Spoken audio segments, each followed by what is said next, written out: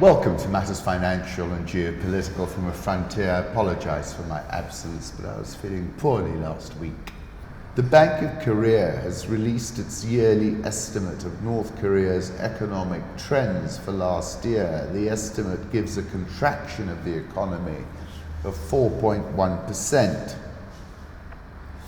Shrank in 2018 for a second straight year and by the most in 21 years, hit by international sanctions to stop its nuclear program and by severe drought. Contracted 4.1% last year after a 3.5% fall in 2017. So that indicates that the sanction warfare has been actually more severe than you might be led to believe, from Trump in particular.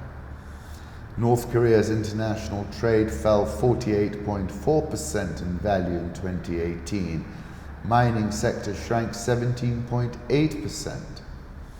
Population estimated at 25.13 million. Income per head at $1,298. I've written severally about it, and in April 2018 I was referencing something that Kim wrote. He said, "A new history starts now, an age of peace from the starting point of history." The events that took place on Friday at the truce village of Panmunjom and during the Inter-Korean summit were breathtaking for their Hollywood optics.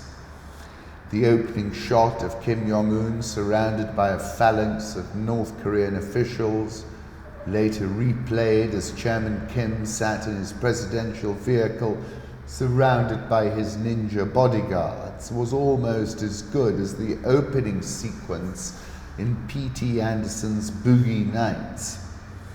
This was cinema of the highest level, which is no surprise when you consider that Kim Jong-il, the father, was obsessed with cinema and amassed arguably the world's largest personal film collection, over 20,000 bootleg 35mm screening copies.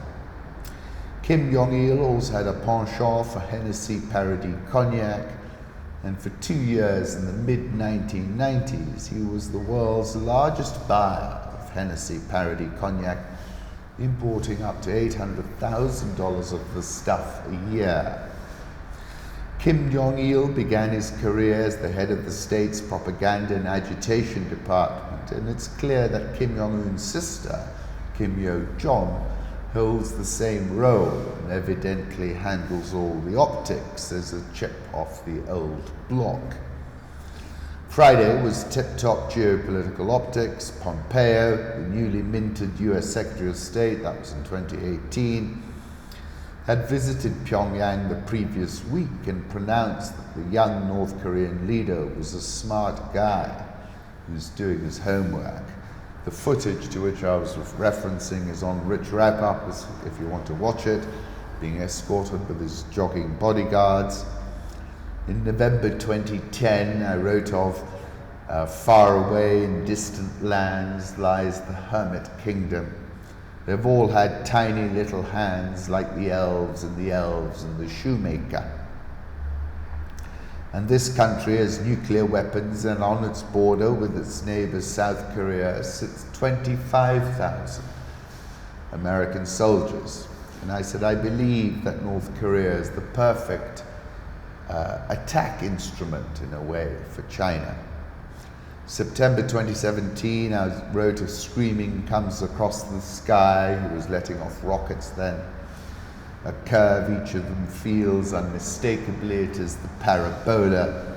They must have guessed once or twice, guessed and refused to believe that everything always collectively had been moving toward that purified shape latent in the sky, that shape of no surprise, no second chance, no return. February 2018, I said he's the buffer state between China and more than by then 30,000 US soldiers parked on their doorstep. And I was sort of predicting that South Korea was set to be peeled off Going by his puppy dog smiles, President Moon River will be in Pyongyang before he can pronounce Kim Jong correctly. Russia always had their back. China was never interested in bringing him to heel. He is the buffer state.